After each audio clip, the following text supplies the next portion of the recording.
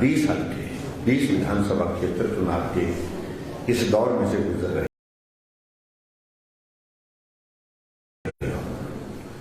ये स्थिति आज से पहले शायद ही आई है, मुझे तो जहां तक स्मरण है। भारतीय जनता पार्टी की ओर से हमारे प्रत्याशी घोषित हैं और हम काम कर रहे हैं। और मुझे इस बात की भी प्रसन्नता है कि अभी तक के हिमाचल प्रदेश में जो इस प्रकार के परीक्षा के दौर आए, चाहे वो लोकसभा का चुनाव जनरल 2019 का रहा, चाहे वो उपचुनाव उसके बाद वो विधानसभा के रहे, चाहे पंचायत के चुनाव का दौर रहा, नगर परिषद का, नगर पंचायत का, नगर निगम का, चाहे वो कोविड का दौर रहा,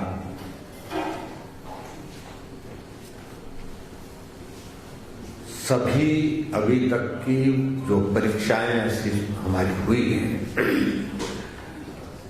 उसमें हम सफलतापूर्वक आगे बढ़े।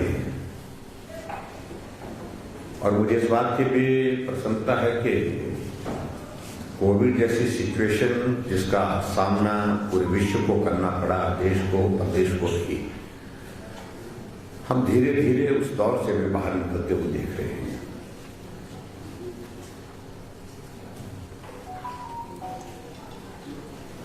और इस चुनाव में, क्योंकि ये चुनाव अभी जो उपचुनाव के रूप में हो रहा है, जिसमें 3 विधानसभा और 1 लोकसभा है, ये सरकार के कार्यकाल के लगभग 4 वर्ष पूरे होने के दौरान हो रहा है। क्योंकि हिमाचल प्रदेश में सरकार के 4 वर्ष का कार्यकाल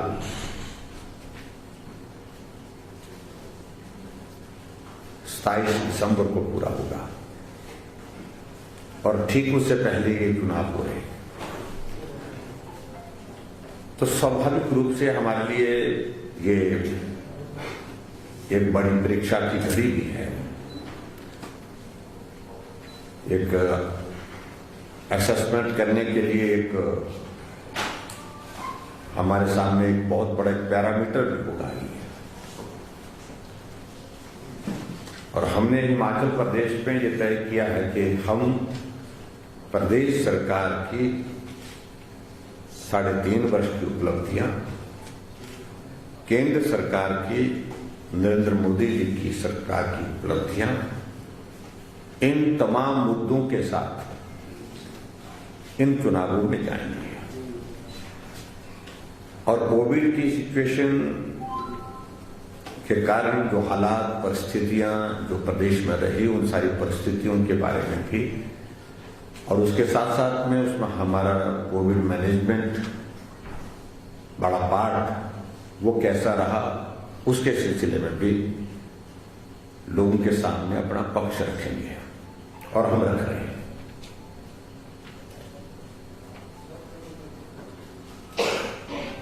दावे अपने अपने हो सकते हैं। स्वाभाविक रूप से 4 वर्ष का कार्यकाल सरकार का पूरा होने के बाद विपक्ष थोड़ा तीखा प्रहार करने की कोशिश करती है और वो करने की कोशिश कर भी रही है। लेकिन हमने अपनी ओर से कोशिश की है कि एक अच्छे सौहार्दपूर्ण माहौल में ये चुनाव संपन्न हो और सारे नियम कानून उनका पालन करते हुए हम चुनावों में चुनाव आयोग को भी सहयोग दें। मैं ये जरूर कहना चाहूंगा कि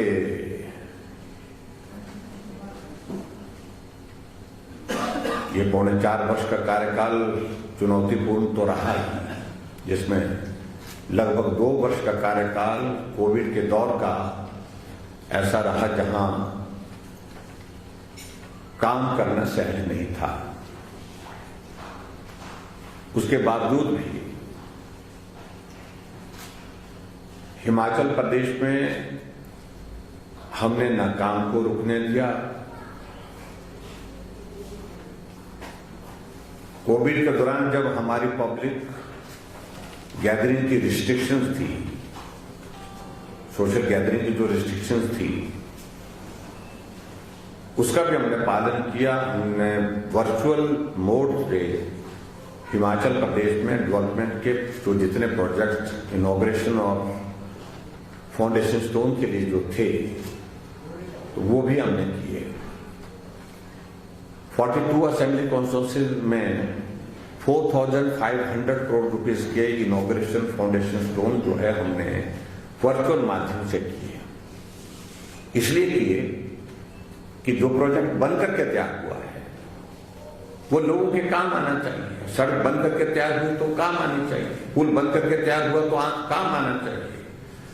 अगर हॉस्पिटल का भवन, स्कूल का भवन बन करके तैयार हुआ तो वो काम आना चाहिए। समर्पित किया, लोगों के बीच में जाए बिना वर्चुअल मोड से ही उसको इनॉग्रेट करके उसको काम के लिए हमने लोगों को समर्पित किया। एक सारी बात को लेकर के कांग्रेस के हमारे कुछ मित्र प्रचार करने की कोशिश कर रहे हैं कि संतुलित विकास नहीं होता। मैं इस बात को सिरे से खारिज करता हूं। एक तो हिमाचल प्रदेश में लोकसभा के चुनाव से पहले मैंने 68 विधानसभा क्षेत्रों का दौरा किया 1.5 साल के कार्यकाल में, और यहां ऐसा भी होता रहा है कि 5 वर्ष का कार्यकाल मुख्यमंत्री का पूरा हो जाता था, लेकिन उसके बावजूद भी कई हल्के ऐसे हो जाते थे जहां पर मुख्यमंत्री गए ही नहीं होते, 5 वर्ष में भी नहीं जाते थे। और हर विधानसभा क्षेत्र में 200 करोड़ के, 150 करोड़ के, 300 करोड़ के, 400 करोड़ के प्रोजेक्ट इनॉग्रेशन और फाउंडेशन स्टोन के हमारे एक दिन में हुए हैं जहां भी हम गए हैं।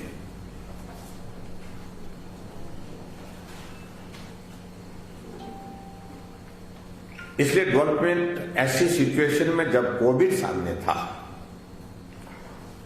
कठिन चुनौती जो हमारे सामने थी, उसके बावजूद भी हमने उसको रुकने नहीं दिया।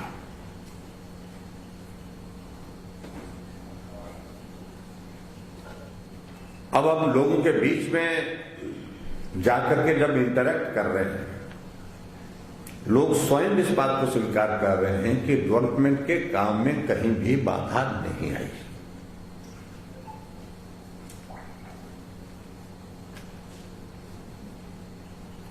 हर क्षेत्र में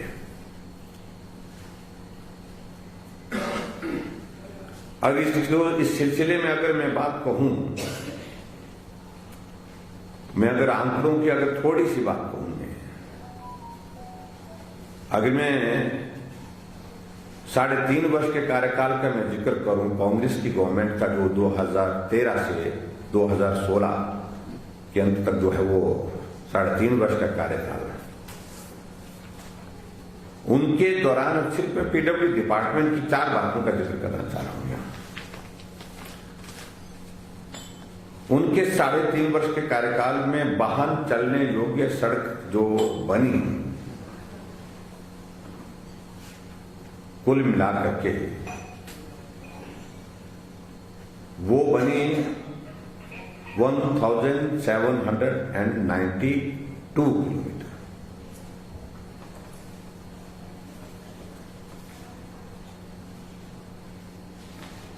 दो 2013 से 2016 के इसमें था। फिर हमारे 3.5 वर्ष के कार्यकाल में ये सड़कों की लंबाई जो बनी वो बनी 3108 kilometre, 3108 kilometre, which is almost double to the figure which Congress during Congress government जो कंस्ट्रक्ट हुई। हाँ, ये सत्य की पुष्टि कर रहा है।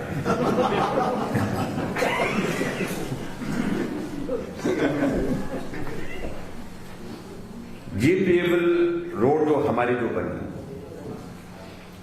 कांग्रेस की गवर्नमेंट में वो 57 किलोमीटर बनी टोटल इस दौरान में, और हमारी बनी 136 किलोमीटर। No comparison. अगर ड्रेनेज की हम बात करते हैं तो ड्रेनेज में जो कांग्रेस की 3.5 वर्ष के कार्यकाल में बनी वो बनी 3555 किलोमीटर, वेरेज हमारे 3.5 साल के कार्यकाल में बनी 4044 किलोमीटर। उसके बाद टायरिंग की जो इंपॉर्टेंट है, टायरिंग की कांग्रेस के 3.5 साल के कार्यकाल में बनी 3920 किलोमीटर, और हमारी टायरिंग का 3.5 साल का 6096 kilometre. It is almost double, मतलब थोड़ा उससे कम है। ब्रिजेज जो है, टोटल नंबर ब्रिजेज का जो है वो 175 कांग्रेस की गवर्नमेंट के दौरान बने, और हमारे बने 240। और गांव को जोड़ने का टारगेट जो है इनका 318 और हमारा 321। Almost this is almost same. जो एक बात मैं कहूं, और मैं इस बात को बड़ा देखिए बड़ा दिलचस्प बात उसमें को, जो डेवलपमेंट के कंपैरिजन की अगर बात कहते हैं, इन्होंने 5 साल में जो कांग्रेस गवर्नमेंट ने किया है, हम उसमें लगभग 3.5 साल के उस टारगेट को अचीव किए हैं। मेरे पास 5 साल की भी फिगर कांग्रेस की है, उसको ओवरलैप हो जाएगी, इसका करने की जरूरत नहीं है। अगर उसको सेपरेटली आपको चाहिए होगी तो मैं वो उपलब्ध कर सकता हूं। ये फैक्ट्स बोलते हैं, ये फिगर्स बोलती है, इसलिए मैंने आपके सामने एक बात जो डेवलपमेंट के बात को लेकर के वो कहने की कोशिश करते हैं। अब दूसरी बात, जहां तक चुनाव के सिलसिले में, मंडी पार्लियामेंट से हमारे भारतीय जनता पार्टी के प्रत्याशी ब्रिगेडियर कुशाल ठाकुर हैं, और ब्रिगेडियर कुशाल ठाकुर का अपना जीवन जो है एक गरीब परिवार से संघर्ष करते हुए ब्रिगेडियर के पद तक पहुंचना, वो अपने आप में एक मिसाल है।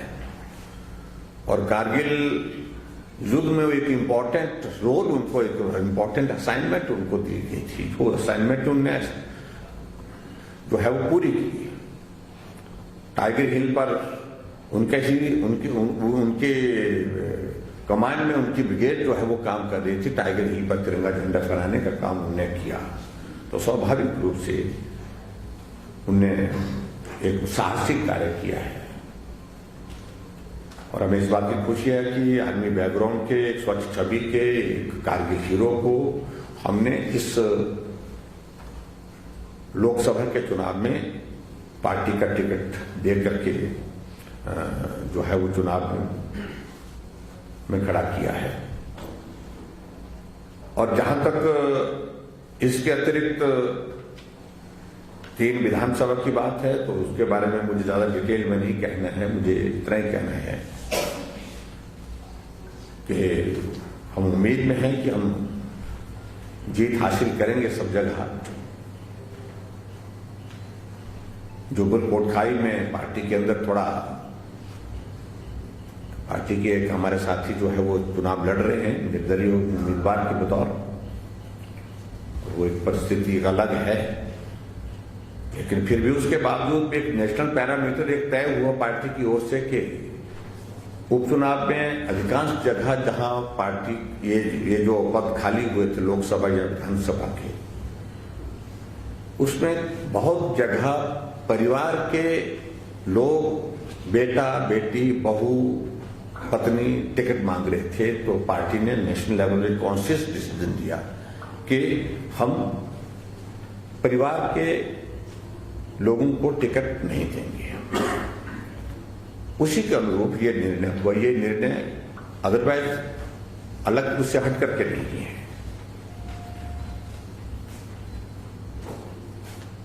बाकी मुझे पूरा भरोसा है कि हम जीतेंगे और अच्छी तरह से हम चुनाव लड़ रहे हैं। विचित्र परिस्थिति हमारे सामने इस प्रकार की कई बार लगती है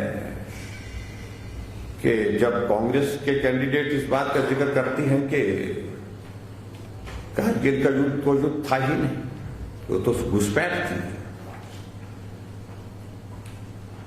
जहां 527 सैनिक पूरे देश के शहीद हुए, 52 सैनिक हिमाचल प्रदेश के नौजवान छोटी आयु में जो है वो उन्हें शहादत दी। इसे युद्ध नहीं कहा जाए तो क्या कहा जाए? एक तो मेरा इस बात को लेकर के यही कहना है कि बहुत बड़ी चुनौती थी वो देश के सामने। चुनौती को उस वक्त के हमारे देश के प्रधानमंत्री अटल बिहारी वाजपेयी ने स्वीकार किया और मुंह तोड़ जवाब दिया और जीत हासिल की। और उन शहीदों के परिवारों के प्रति हमारी संवेदनाएं हैं और जिन्होंने अपने देश के सीमा की रक्षा के लिए इस कारगिल युद्ध में अपना जीवन बलिदान किया है।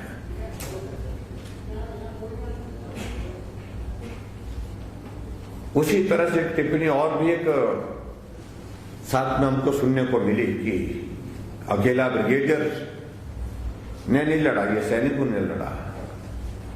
उनको इस बात को समझना चाहिए कि जब भी कोई लड़ाई होती है उसमें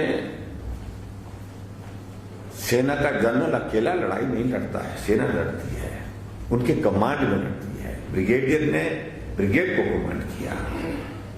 इसलिए ऐसी परिस्थितियों से, ऐसी स्थितियों में से मुझे लगता है कि सेना के बारे में ऐसी टिप्पणी करना यह दुर्भाग्यपूर्ण है, नहीं करनी चाहिए। इससे आगे बढ़कर के अगर हम बात कहें, भारतीय जनता पार्टी के नेतृत्व ने तय किया कि उपचुनाव है, उपचुनाव में हमारे स्टार कैंपेनर हिमाचल के हमारे सांसद, विधायक, पार्टी के पदाधिकारी ये लोग होंगे। हमारी सूची जारी हुई, उसमें हिमाचल के लोग हैं।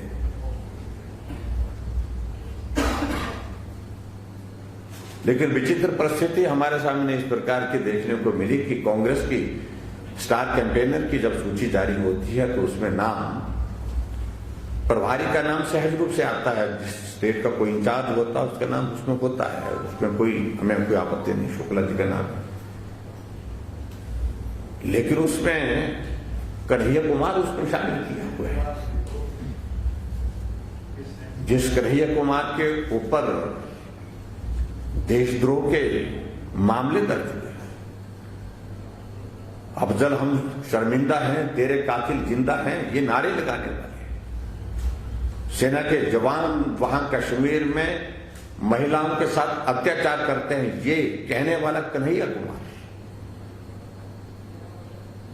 देश के टुकड़े होंगे हजार इंशाल्लाह, ये बात कहने वाले वो।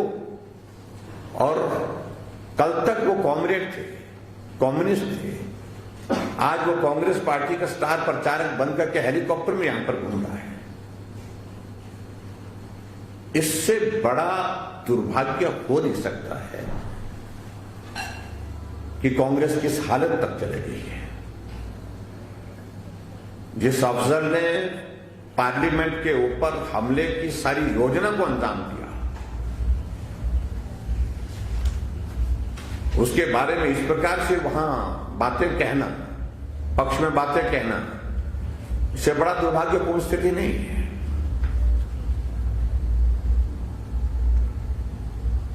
बाकी तो और लोगों को जिनको उन्हें प्रचारक ये स्टार प्रचार के लिए किया है, उसमें बाकी नामों के बारे में कहना नहीं चाह रहा हूं। सिद्धू जी जरूर हैं, सिद्धू के बारे में इतना मैं जरूर कहना चाहूँ, ये वही नवजोत सिंह सिद्धू जी हैं जिन्होंने राहुल गांधी को पूरे देश में नहीं दुनिया भर में पप्पू के नाम से प्रसिद्ध किया।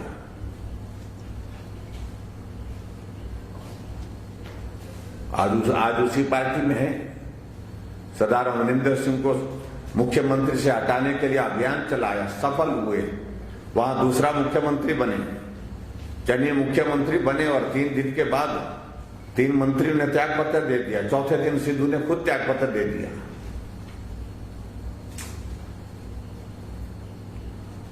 यानी कि कांग्रेस पार्टी अपने आप में एक तमाशा है। और हिमाचल प्रदेश में कांग्रेस पार्टी में जब वरिष्ठ नेतृत्व तो नहीं रहा, वीरभद्र सिंह जी के जाने का हमको भी दुख है, हमारी संवेदना है।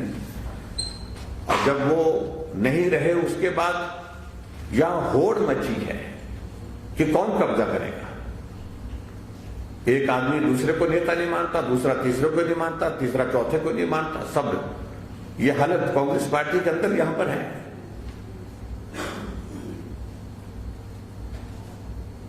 और जिस दिन नॉमिनेशन यहां मंडी में हुआ, उस नॉमिनेशन के दिन हमने बहुत सहजता, सरलता के साथ अपनी बात यहां पर कही कि हम शुरुआत नहीं करेंगे, हम अपनी उपलब्धियों का जिक्र करेंगे, केंद्र सरकार की उपलब्धियों का जिक्र करेंगे, मोदी जी की सरकार का, और इस चुनाव के अभियान में जाएंगे। हां, अगर शुरुआत वो करेंगे तो उसका जवाब निश्चित रूप से देंगे। और दूसरे दिन उनका नॉमिनेशन था, और उनके नॉमिनेशन में मंडी में आकर के जिस भाषा में वो लोग बोलते रहे, जिस तरह से वो बोलते रहे, और खासतौर से विपक्ष के नेता के बारे में मुझे सिर्फ यही कहना है कि वो मुझे मालूम नहीं है कि जिस भाषा में वो भाषण दे रहे थे यहां पर, वो प्रतिभा सिंह को सहयोग करने के लिए आए थे या उनका नुकसान करने के लिए आए थे। मंडी का होना मुख्यमंत्री का गुनाह नहीं है, मंडी का हूं, मुझे गर्व इस बात का, और मुख्यमंत्री पूरे प्रदेश का होता है, इस बात को समझाने की आवश्यकता नहीं है मुझे, मैं अच्छी तरह से समझता हूं। लेकिन मंडी में आकर के मंडी के लोगों की भी भावनाएं हैं, भावनाओं के खिलाफ बोलोगे, भावनाओं को जलील करने की कोशिश करोगे तो स्वाभाविक रूप से उनका भला नहीं होगा। उसमें इस बात को उनको समझना चाहिए।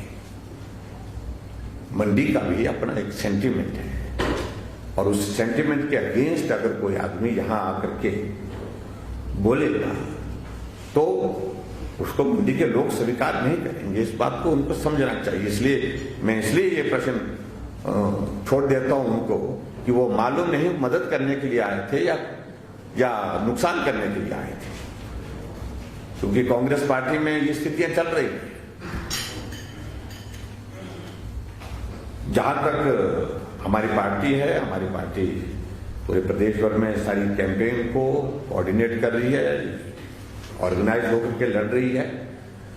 और मैं इस बात को कह सकता हूं कि पिछली बार रामस्वरूप शर्मा जी ने इस सीट को बड़े अंतर से जीता, और आज तक के इतिहास का सबसे बड़ा अंतर मंडी लोकसभा का 4,05,000 वोट से जीतने का रामस्वरूप जी के नाम पर है। जबकि इस लोकसभा से वीरभद्र सिंह जी भी सांसद रहे, सुखराम जी भी सांसद रहे, महेश्वर सिंह जी सांसद रहे, प्रतिभा सिंह जी रहे, ठाकुर गंगा सिंह जी भी रहे, बहुत लोग सांसद रहे। लेकिन बड़ा मार्जिन अगर किसी के खाते में जाता है वो उनके खाते में जाता है। और हिमाचल प्रदेश में मंडी को छोटी काशी के रूप में प्रसिद्ध करना, और देश के प्रधानमंत्री का मंडी में आकर के इस प्रकार से मंडी को छोटी काशी कहकर के संबोधित करना, ये एक अलग एक पहचान बनाने में सफल हुए। तो उनका एक बहुत बड़ा कॉन्ट्रीब्यूशन उस दृष्टि से है, जिसको हम स्मरण करते हैं, उनकी कमियां महसूस करते हैं, एक साथी के नाते, एक सहयोगी के नाते, एक कार्यकर्ता के नाते, एक नेता के नाते। और हिमाचल प्रदेश में अभी इस उपचुनाव के जब परिणाम आएंगे, मैं उम्मीद करता हूं कि ठीक है, चुनौती है, इसमें दो राय नहीं, चुनाव को हल्के में लेने की गुंजाइश कतई भी नहीं है, किसी भी तरह से नहीं है। और मुझे पूरा भरोसा है कि परिणाम अच्छे रहेंगे, पक्ष में रहेंगे। और इस चुनाव के बाद 2022 का दौर भी बहुत करीब है, और निश्चित रूप से फिर उस काम में लगेंगे, उस काम में जुटेंगे। तो मुझे तो आज की पत्रकार वार्ता में मुलाकात का एक विषय था कि कई दिनों से हमारी मुलाकात नहीं हुई है। हमने कहा मुलाकात कर लेते हैं आप लोगों से, मुझे अच्छा लगा आप सबसे मिलना। दशहरे की शुभकामनाएं, आगे दीपावली का त्यौहार भी आएगा, दीपावली की भी शुभकामनाएं। और बाकी मेरी ओर से बात इतनी ही, आपकी ओर से कोई बात है तो उसमें कोई बात है तो पूछ सकते हैं। सर आज आपने सदर क्षेत्र का दौरा किया बिना अनिल शर्मा के, तो अनिल शर्मा का एक इंटरव्यू भी आ रहा है अभी किसी मीडिया में, वो कह रहे हैं कि मैं ताकत मांग रहा हूँ, ताकत तो आपसे भी मुलाकात मिली, अविनाश राय खन्ना भी उनसे मिले, तो वो मंत्री बनना चाहते हैं, ये बार्गेनिंग हो रही है क्या? ताकत किस तरह की ताकत चाहते हो कि आपके साथ आना है तो ताकत चाहिए, उनको विकास धीमा हो गया है, तेज करना चाहता हूँ, मेरी योजना है कुछ अधूरी है, तो इस तरह की बात कर रहे हैं, हम दोनों बाप बेटा एक ही दल में रहेंगे, तो क्या बार्गेनिंग चल रही है क्या? देखिए, उनने अपना पक्ष रखा, पिछला सारा कुछ बातें हमारे बीच की हैं, उनको जाहिर करना उचित नहीं होगा, लेकिन इतना जरूर है कि उनसे मुलाकात हुई, प्रभारी जी के साथ भी मुलाकात हुई, हमने रात का भोजन भी इकट्ठा किया और हमने कहा उनको टेक्निकली आप बीजेपी के सदस्य हैं, अभी भी हैं, आपको कोई भी व्यवस्था इस चुनाव में भारतीय जनता पार्टी के पक्ष में प्रचार करने से रोक नहीं सकती है।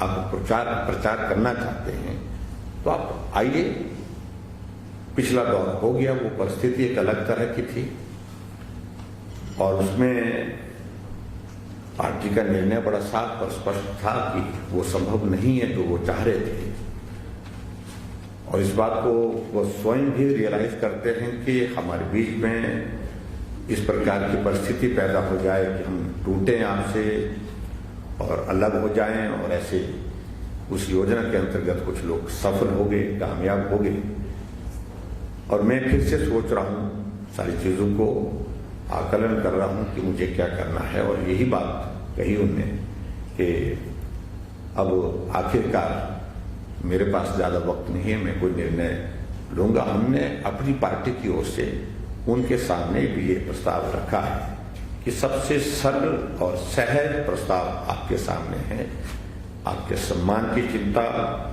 जो करने की बात है वो हम करेंगे, आप पार्टी का काम करें। ऐसी परिस्थिति बहुत ज्यादा नहीं हो सकती क्योंकि मंत्रिमंडल में सभी स्थान भरे पड़े हैं और मंत्रिमंडल से किसी को निकाल करके किसी को मंत्री बनाना ये फिलहाल अभी इस हालात में संभव नहीं है, इसमें कहा नहीं जा सकता है। लेकिन हमने पार्टी के नेतृत्व के समक्ष ये सारी बातें उनकी बताई हैं कि ऐसी बात हुई है, अगला निर्णय को लेना है, हम भी उनके निर्णय का इंतजार कर रहे हैं। आज मैं उनके विधानसभा क्षेत्र में था, लेकिन हमने अपने काम की बात की, प्रदेश सरकार की बात की, लोगों से सहयोग की बात की, इसके सिवाय हमने कुछ बात और नहीं की है। सीएम साहब, Congress leader Asha Kumari accused you have insulted the women of state by saying a मजबूत कैंडिडेट नहीं, हमें मजबूत कैंडिडेट नहीं। वो देखिए ना, वो एक that is part of the record. उनने रिकॉर्ड पे बोला है कि मैं चुनाव नहीं लड़ना चाहती थी, मुझे मजबूर किया, मुझे कहा गया कि चुनाव लड़ने के लिए कहा गया, तो हमने उनकी ऐसा ये नहीं कहा कि हम कमजोर बोल रहे हैं, उनको कुछ वैसे बोल रहे हैं। हम बोल रहे हैं कि यहाँ मजबूरी में चुनाव लड़ने की आवश्यकता नहीं होनी चाहिए थी, और हमने इस बात का जरूर कहा है कि मजबूत चाहिए, मजबूत नहीं चाहिए, ये बात कही है हमने। कोई उस भाषा में किसी भी महिला के अपमान का कहीं भी जिक्र नहीं है, बात नहीं है। और जिस भाषा में यहाँ शायद आशा कुमारी ने कोई बात कही है, वो क्या कहना चाह रही थी मुझे इसको स्पष्ट नहीं हो पाया। अगर आप लोग पूछ लेंगे उनसे तो स्पष्ट कर लें, वो रावण की संज्ञा किसको दे रहे हैं, क्या सोच के दे रहे हैं, क्या कहना चाह रहे थे।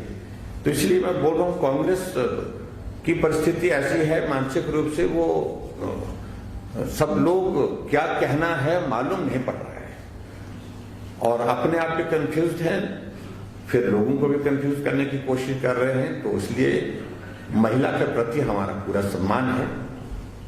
मैं वीरभद्र सिंह जी का सम्मान जितना मैं करता था, शायद उनके दल में भी लोग नहीं करते थे, और प्रतिभा सिंह जी का वीरभद्र सिंह की पत्नी होने के नाते मैं सम्मान करता हूँ, महिला होने के नाते सम्मान करता हूँ, उम्र में बड़ी होने के नाते सम्मान करता हूँ। लेकिन राजनीतिक पार्टी हमारी अलग अलग है। उसके लिए हम वीरभद्र सिंह के साथ भी लड़ते थे, उसके लिए हम प्रतिभा सिंह के साथ भी वैचारिक मतभेद हैं, वैचारिक दृष्टि से वो अलग जगह है, हम अलग जगह है। बात सिर्फ इतनी है, हमने कभी भी व्यक्तिगत रूप से टिप्पणी कभी नहीं करी है। ठाकुर साहब, आपने पहले भी क्लैरिफाई किया है स्वर्गीय रामसूत जी की डेथ के बारे में, लेकिन कांग्रेस के लीडर बार बार ये कह रहे हैं कि इसमें इंक्वायरी नहीं की, सरकार क्यों इंक्वायरी क्यों? FIR दर्ज दिल्ली में हुई है, क्राइम ब्रांच इंक्वायरी कर रही है, enquiry in process in progress. क्योंकि उस पर 10 जगह FIR तो नहीं की जा सकती है, क्योंकि घटना हिमाचल के बाहर हुई है, दिल्ली में घटना घटित हुई है और दिल्ली में FIR दर्ज हुई है। क्राइम ब्रांच ने जो है जिसकी जो है वो इंक्वायरी का प्रोसेस आगे शुरू किया है और अभी एट प्रेजेंट मुझे स्टेटस उसका क्या है मुझे मालूम नहीं, लेकिन ऐसा नहीं है कि इंक्वायरी नहीं हुई है। CM साहब, BJP is considered highly disciplined party. We can control on its leaders. But in this new election, by election, we have seen revolt within party against the leadership. What are the reasons? देखिए, उसके बावजूद भी मैं इस बात को कह सकता हूं कि हमारी पार्टी में सिर्फ एक ही जगह ये स्थिति आई है, जुब्बल कोटखाई में आई है और इसके अतिरिक्त अधिकांश जगह पर जो चुनाव के लिए टिकट मांग रहे थे उनकी बात सुनी गई, लेकिन उसके बावजूद पार्टी ने निर्णय लिया और उस निर्णय के साथ सब लोग हुए हैं। और मैं उम्मीद करता हूं कि जिन लोगों को टिकट की इच्छा थी, टिकट के लिए जिन लोगों ने आग्रह किया था, टिकट नहीं मिला, वो सब लोग पार्टी के लिए काम कर रहे हैं और पार्टी के लिए काम करेंगे। सर, महंगाई बहुत बढ़ रही है, कांग्रेस इस बात को उठा रही है, इस चुनाव में क्या महंगाई मुद्दा है? देखिए, हमेशा कुछ मुद्दे चुनाव के स्थायी मुद्दे होते हैं और उस मुद्दे में एक बेरोजगारी, एक महंगाई, ये मुद्दे होते ही हैं। आजकल स्वाभाविक रूप से महंगाई ये स्वाभाविक रूप से सबके लिए चिंता का विषय है, लेकिन उसके बावजूद मैं इस बात को कह सकता हूं, जो प्रयास आदरणीय प्रधानमंत्री नरेंद्र मोदी जी कर रहे हैं महंगाई को कंट्रोल करने के लिए, निश्चित रूप से हमें भरोसा है कि उसमें वो सफल होंगे। वक्त जरूर लगेगा, लेकिन उसमें सफल होंगे। हिमाचल प्रदेश में हमारी सरकार ने देखा कि सरसों के तेल की कीमतें बहुत ज्यादा बढ़ गई, तो हमने उसमें 1 लीटर पर 30 रुपए की सब्सिडी अभी पिछले महीने जो है हमने घोषित की है, हमने रिलीफ दिया उसमें। कोविड की सारी सिचुएशन के कारण जो इकोनॉमी प्रभावित हुई है पूरे देश की और प्रदेश की, ऐसी परिस्थिति में भी हमने हिमाचल प्रदेश में सब्सिडी 30 रुपए पर लीटर जो है वो तेल पर दी है, सरसों के तेल पर दी है। एक अपने आप में कदम उस दिशा में है कि हमने इस बात को समझा है और रियलाइज किया है कि महंगाई के दौर में हमको कुछ मदद के लिए आगे बढ़ना पड़ेगा। हम बढ़े हैं और आने वाले समय में भी और कुछ करने की जरूरत होगी, निश्चित रूप से उसको भी करने की कोशिश करेंगे।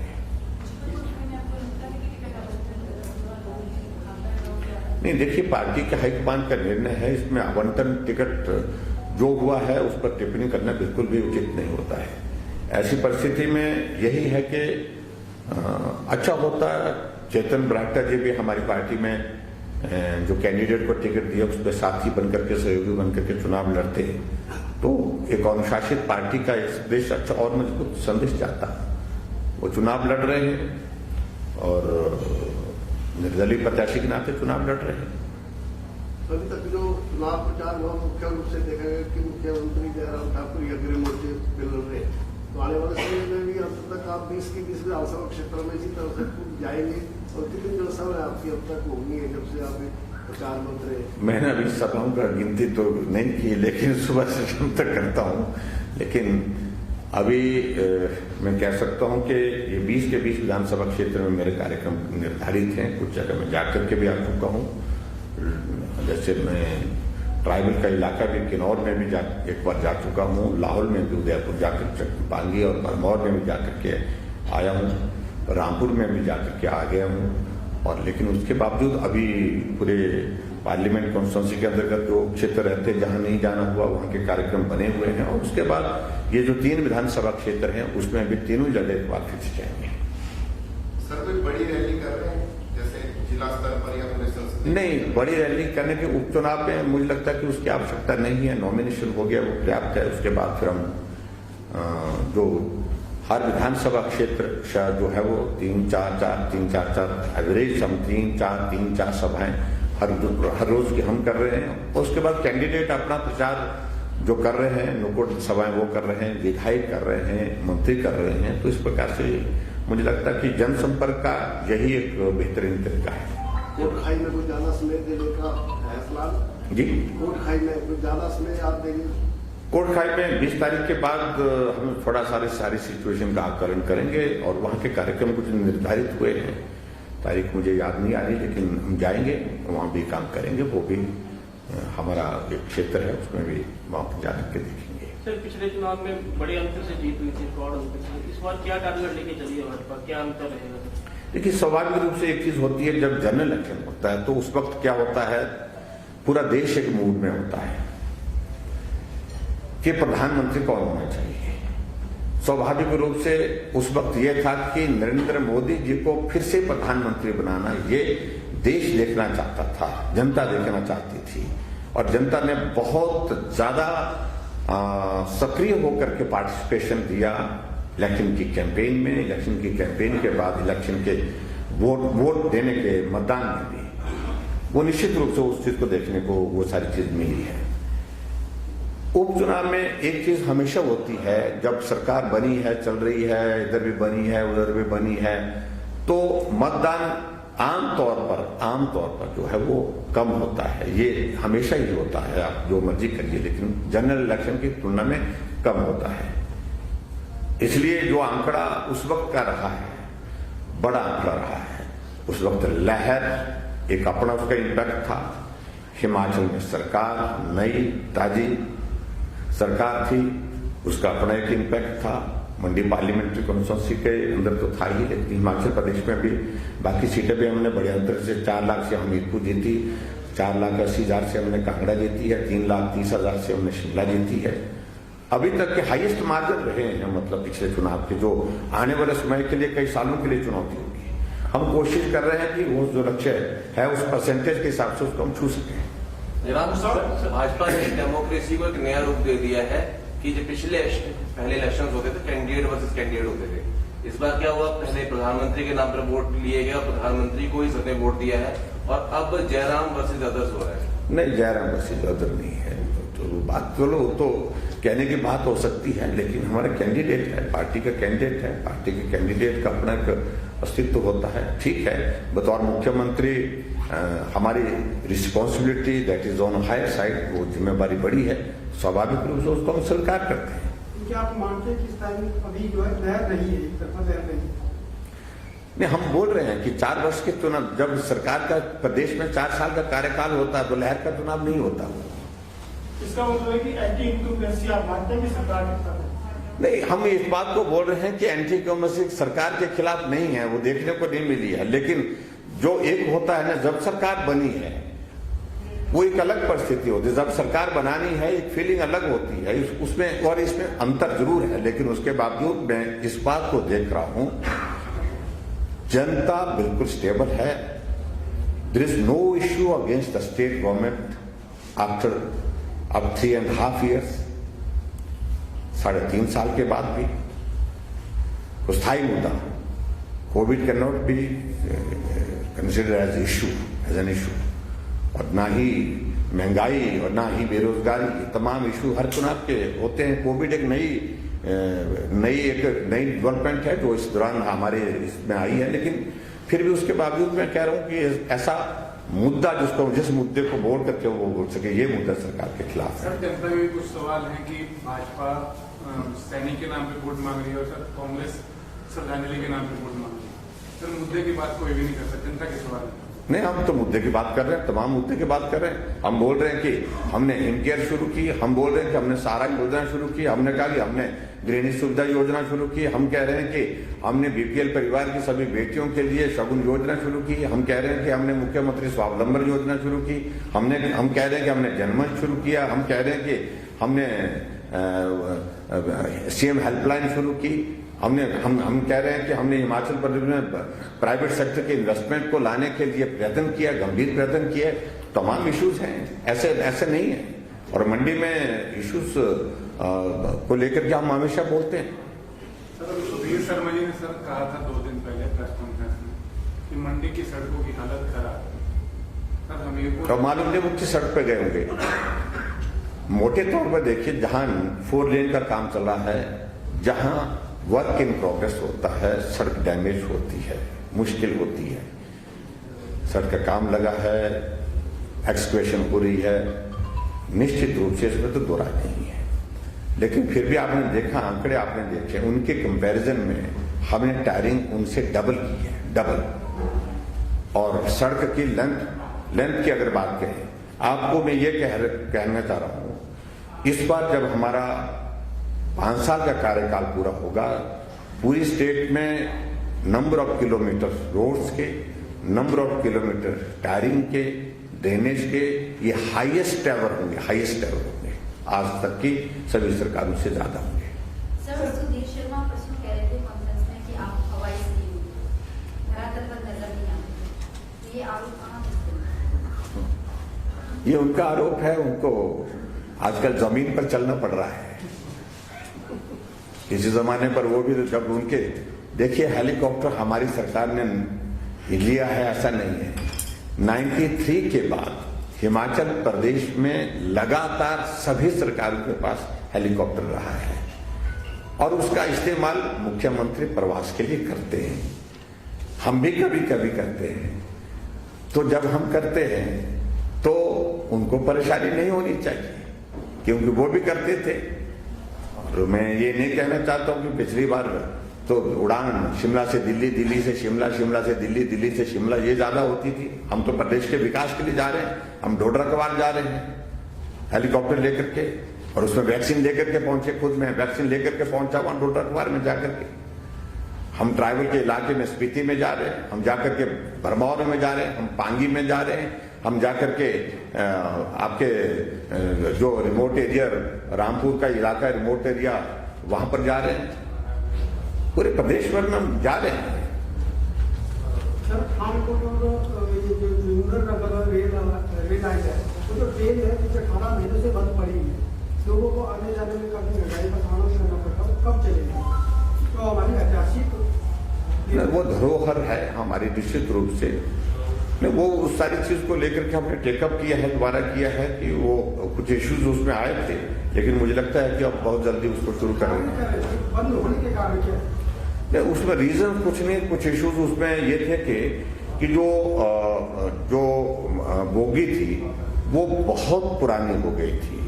अब उनको हम धीरे धीरे जो फेज मैनर में जो है उनको नई बोगी लाने के लिए वो प्रयास कर रहे हैं। वो एक रीजन है जिसके कारण, क्योंकि कुछ एक बोगी तो इस सिचुएशन में थी वो सेफ नहीं मानी जा रही थी ट्रैवलिंग के लिए, ये भी एक कारण this also one of the reason. So thank you very much, बहुत बहुत धन्यवाद, नमस्कार।